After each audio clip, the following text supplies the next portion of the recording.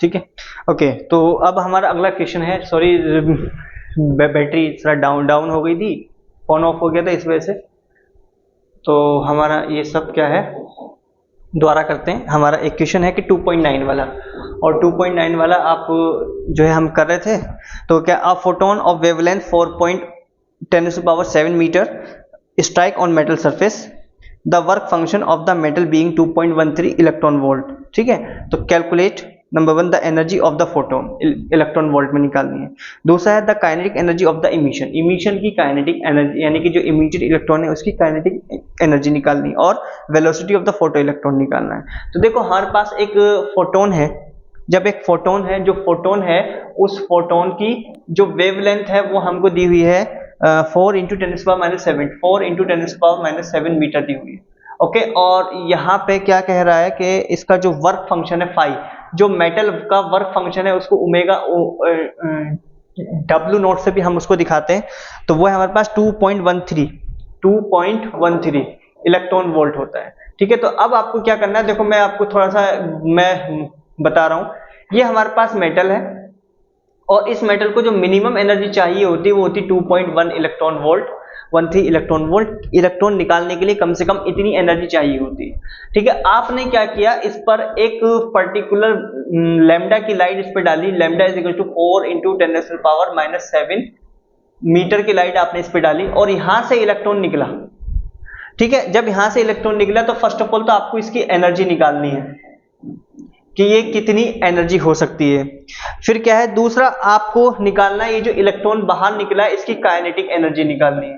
Kinetic energy के बाद इसकी निकालनी है इसकी वेलोसिटी। तीन चीजें आपको निकालनी है। ठीक है, तो हमारे पास जो होता है ई, अगर हम पहले वाले की बात करें एनर्जी ऑफ फोटोन, तो एनर्जी निकालने के लिए ई इज इक्वल टू होता है hc/λ। तो h की अगर हम बात करें तो h होता है हमारे पास 6.626। ये इलेक्ट्रॉन वोल्ट में दिया हुआ है, तो सीधा सीधा हम पहले इलेक्ट्रॉन वोल्ट में ही इसको निकाल लेते हैं। तो इलेक्ट्रॉन वोल्ट में या इसको हम जूल में कन्वर्ट कर लेंगे, एक काम कर सकते हैं इसको।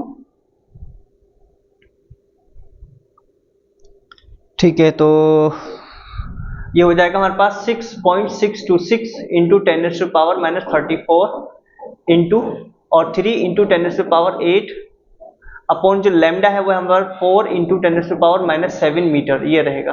तो यहाँ से जो एनर्जी आएगी वो आपकी जूल में आएगी। किस में आएगी आपकी वो वैल्यू, वो आपकी जूल में आएगी। और इसको मैं कैलकुलेट जब मैं करूँगा तो 6.626 इंटू 3 इंटू और अपॉन 4, तो लगभग वैल्यू आएगी 4.96 × 10⁻⁻19 जूल। ये जूल में आ जाएगी हमारी वैल्यू। ठीक है ना। अब आपको ध्यान में रखना कि ये जो वैल्यू आई है आपकी जूल में आई है। अब इसको क्या है इलेक्ट्रॉन वोल्ट में भी आपको कन्वर्ट करना पड़ेगा, या इसको अब हमारे पास यहाँ से आ गया एक फॉर्मूला हमारा होता है। दूसरी वाली जो है हमारे पास होता है E not is equals to, ये होता है फाई और प्लस काइनेटिक एनर्जी ये होता है।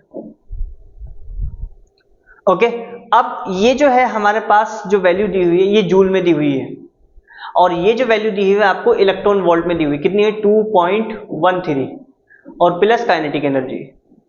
अब ये जूल में दी हुई है, तो इसको जूल को अगर हम इलेक्ट्रॉन वोल्ट में कन्वर्ट करना पड़ेगा, तो इसको इलेक्ट्रॉन वोल्ट को जूल को इलेक्ट्रॉन वोल्ट में कन्वर्ट करने के लिए 4.96 × 10⁻⁻19 अपॉन 1.6 × 10⁻⁻19 सॉरी हाँ 1.6 × 10⁻⁻19 से डिवाइड करना पड़ेगा, तो ये जाएगा। तो अगर हम इसमें 4.96 और यहाँ पे 1.6, तो ये आ जाएगा 3.1। कितना आ जाएगा 3.1 इलेक्ट्रॉन वोल्ट आ जाएगा। तो यहाँ पे कितना लेंगे 3.1 इलेक्ट्रॉन वोल्ट आ जाएगा, और यहाँ से काइनेटिक एनर्जी हमारी आएगी। तो काइनेटिक एनर्जी हमारे पास आ जाएगी कि 3.1 माइनस 2.13, तो 0 यहाँ बचे 10 में से 3 गए 7 बचेंगे, और यहाँ पे बचेगा हमारे पास 9। ओके, 9 में से 1 गए 8 बचेंगे, तो यहाँ बचेगा, तो ये बचेगा 0.87 इलेक्ट्रॉन वोल्ट में इसका आंसर आएगा, जो काइनेटिक एनर्जी आएगी वो आपकी किस में आएगी, इलेक्ट्रॉन वोल्ट में आएगी, 0.87। ओके, अब यहाँ पे आगे क्या पूछा हमसे पूछा वेलोसिटी। तो वेलोसिटी निकालने के लिए अगेन फिर से हमको क्या करना पड़ेगा कि हाफ mv² वाला जो फॉर्मूला है वो हमको लगाना पड़ेगा। तो यहाँ पे काइनेटिक एनर्जी आ गई, इसी को अगर हम हाफ mv² के इक्वल कर दें, यानी कि काइनेटिक एनर्जी क्या होती है, K E is equals to half mv², ये होगा। ओके, तो यहाँ पे हमारे पास क्या होता है, E0 is equals to 5 plus half mv², ये होता है। तो E0 माइनस 5। ओके, ये हमारे पास तो आ गया है ना इतना, 1 मिनट को, ये तो हमारे पास आ चुका है, हम इसी में कर लेते हैं इसको। तो यहाँ पे हमारे पास कितना है, 0.87। जो काइनेटिक एनर्जी आई है वो आई 0.87 इज इक्वल्स टू 1/2 मिली, ये रहेगा ऐसे करके। तो v इस स्क्वायर हमारे पास आ जाएगा 2 इंटू 0.87 अपॉन m। ओके, तो v अंडर रूट 2 इंटू 0.87 ये रहेगा। और यहाँ पे जब इलेक्ट्रॉन हमारा निकलेगा, जो मेटल है, ये मेटल से हमारा इलेक्ट्रॉन निकल रहा है, तो इस इलेक्ट्रॉन का, इसकी ही हमको क्या निकालनी है, वेलोसिटी निकालनी है। तो इसका जो मास होगा, मास ऑफ इलेक्ट्रॉन होता है 9.1 इंटू 10 माइनस 31 kg। तो ये हो जाएगा 9.1 इंटू 10 माइनस 31 kg, ये रहेगा। तो यहाँ पे जो वेलोसिटी हमारी आ जाएगी m है, ओके, ये रहेगा। तो यहाँ से जो वेलोसिटी आएगी हमारी, मैं इसको कैलकुलेट कर रहा हूं मैं। ओके, तो 2 इंटू 0.87, एक मिनट, 2 इंटू 0.87, ये क्या आ रहा है, 2 इंटू 0.87,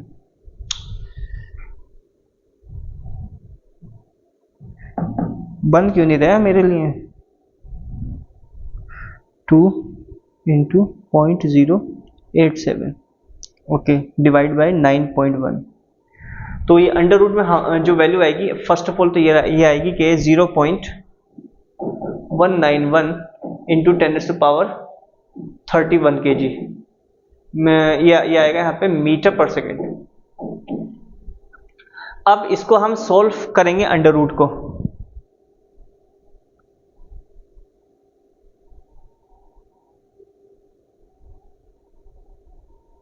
जब इसको अंडर रूट को आप सॉल्व करोगे तो हमारे पास इसकी वैल्यू आएगी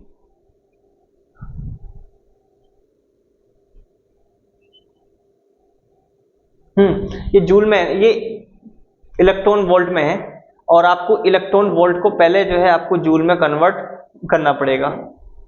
तो 2 into 0.87 into 1.6 into 10⁻⁻19 joule upon 9.1 into 10⁻⁻31 kg, ये रहेगा।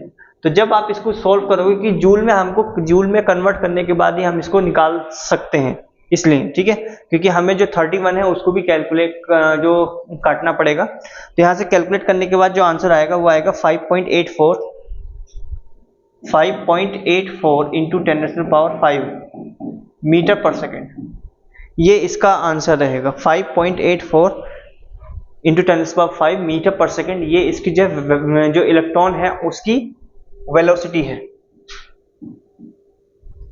इतनी वेलोसिटी से वो आगे बढ़ रहा होगा, ठीक है ना, ये रहेगा। आगे बढ़ते हैं। आगे देखो, हमारे पास एक बहुत अच्छा फॉर्मूला है 2.10। तो हमारे पास है कि 2.10, इसमें कहा है इलेक्ट्रोमैग्नेटिक रेडिएशन ऑफ वेवलेंथ कौन सा, 242 nanometre is just sufficient to ionise the sodium atom, ठीक है। Calculate the ionisation energy of sodium in kilo joule, kilo joule per mole में जो है सोडियम की आयनाइजेशन एनर्जी हमको निकालनी है। यहाँ पे देखो किलो जूल पर मोल में मांगा है, तो पर मोल का मतलब यहाँ पे n की वैल्यू भी हमको रखनी पड़ेगी। मतलब जो हमारे पास E इज इक्वल टू होता है hc अपॉन लैम्डा होता है नहीं होता है, तो यहाँ पे क्या करना पड़ेगा आपको, यहाँ पे n की वैल्यू भी कैलकुलेट यहाँ पे रखनी पड़ेगी मोल। तो अगर हमको जो लैम्डा दिया हुआ वो नैनोमीटर में दिया हुआ है, तो पहले आप इसको इलेक्ट्रॉन वोल्ट में निकाल लो, 242 नैनोमीटर। तो आपका E इज इक्वल टू क्या हो जाएगा, n into 1240 upon 242 electron volt, ये आएगा। और यहाँ पे जो इसकी एनर्जी दी हुई है हमको कैलकुलेट करनी पड़ेगी, और यहाँ पे n की वैल्यू कितनी आएगी, क्योंकि इन्होंने क्या कहा है कि किलो जूल पर मोल में निकालनी है। तो किलो जूल पर मोल में निकालने का मतलब है कि आपको 6.022 into 10 to power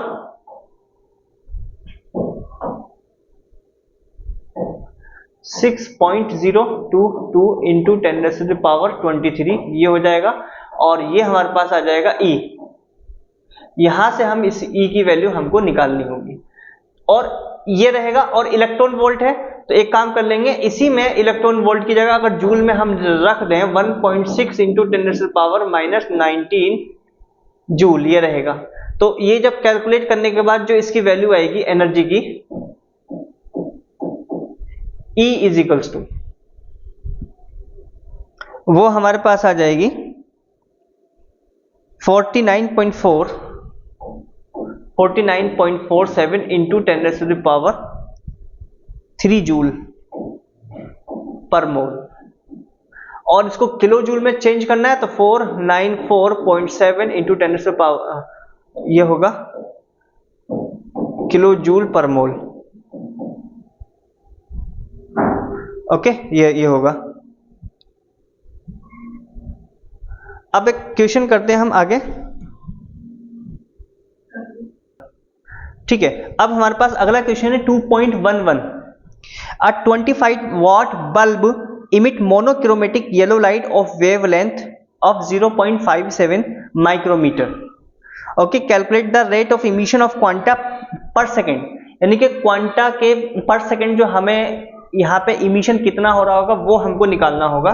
the very simple question, बहुत ही यहाँ पे कह रहा है कि 25 वॉट है, P इज इक्वल टू 2.11 हमारे पास है, तो P is equal to 25 watt. Okay, ये है अब monochromatic air light of wavelength 0. Lambda की वैल्यू है 0.57 माइक्रोमीटर, ये होगा। ओके, और यहाँ पे calculate the rate of emission. तो रेट ऑफ इमिशन जो होता है, जो इन्होंने बात करी है, वो बात करी है रेट ऑफ इमिशन जो निकालना है वो निकालना है पर सेकेंड, और पर सेकेंड का मतलब होता है n/t। n/t हमको निकालना है। ओके, अब पर सेकेंड हमको निकालने के लिए हमको क्या करना पड़ेगा, P इज इक्वल टू क्या होता है, एनर्जी अपॉन टाइम, जो कि होता है जूल पर टाइम होता है, जूल पर सेकेंड होता है हमारा। अब एनर्जी क्या होती है, अब हमको क्या पता है कि हम होता है NHC upon lambda T lambda, ये होता है। तो P हमको दिया हुआ है इतना, यानी कि P इज इक्वल टू हो जाएगा NHC T और लैम्डा, ये वैल्यू हमको निकालनी है। इमिशन एक सेकंड में हमारे कितना इमिशन होगा वो ये होगा, तो P दिया हुआ है 25 वॉट। ओके, n/t हमको निकालना है। ओके, और इंटू HC हमारा होता है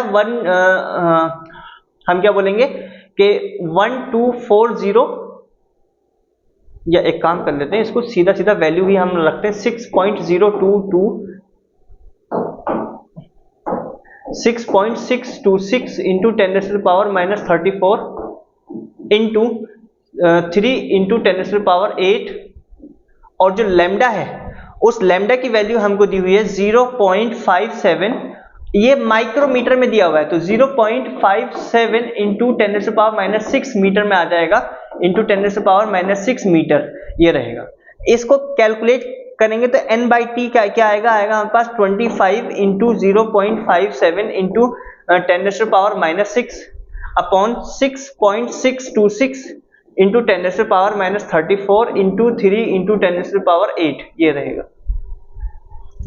ठीक है ना, ये हो जाएगा। जब इसको कैलकुलेट करोगे तो आप लोग इसको कैलकुलेट करना, और रेट ऑफ इमिशन आएगा 7.169 इंटू 10⁻19 सेकेंड, 19 सेकेंड इनवर्स ये रहेगा। ठीक है, अब जो इंपॉर्टेंट क्वेश्चंस थे मैंने करा दिए आपके, अब इसमें क्वांटम नंबर के कुछ क्वेश्चंस रह गए, वो हम अगली क्लास में लेंगे। ठीक है, ध्यान रहे, और अगली ही क्लास में हम नया चैप्टर स्टार्ट करने वाले हैं, और हमारा होगा अगला चैप्टर जो होगा क्लासिफिकेशन ऑफ एलिमेंट्स है, जो एमयू एंट्रेंस के लिए बहुत ही ज्यादा इंपॉर्टेंट है। 3 से 4 क्वेश्चंस उसके आते हैं, इसमें उस चीज का आप लोग ध्यान रखना। ठीक है, मिलते हैं फिर अगली क्लास में। ठीक है, अल्लाह हाफिज।